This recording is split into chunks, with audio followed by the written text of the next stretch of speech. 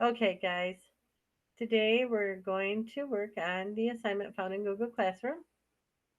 It is the vocabulary and writing context clues assignment. Let's go ahead and present mode for the directions here anyway. All right, this tells us that a strategy good readers use to figure out the meaning of unfamiliar words is to look for clues in the sentence or surrounding sentences. This is called using sentence and word context clues. Ask questions such as, are there any other words that word? And does my definition make sense?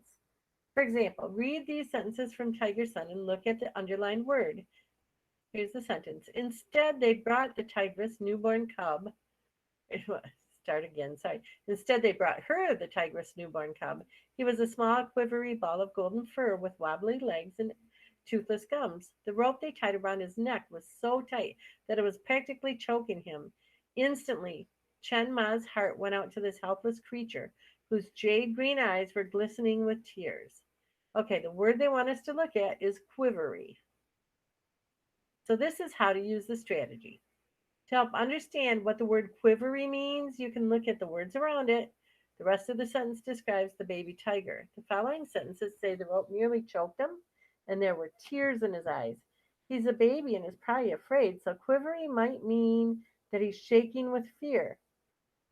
Ask yourself, does it make sense? And it does make sense. But you can then use a dictionary to confirm the word meaning.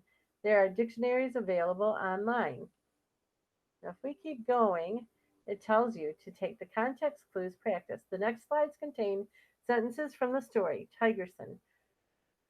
They all have an underlined unfamiliar word. Use context clues to decide the meaning of the underlined words. Circle words, I would say, this should say highlight words. Nope, we clicked way too fast. I'm going to do escape and I'm going to say highlight.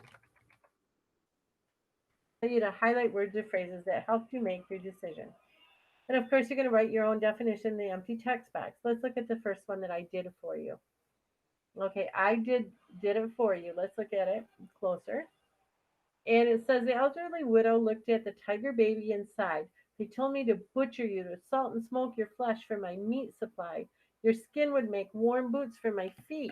Your bones are good for making tiger bone wine to ease the pain in my joints. But oh, how can I bear to kill you? So, in this one, I looked at the word salt and smoke your flesh. So I'm trying to figure out what butcher means. Skin would make warm boots. Bones are good for making tiger bone wine.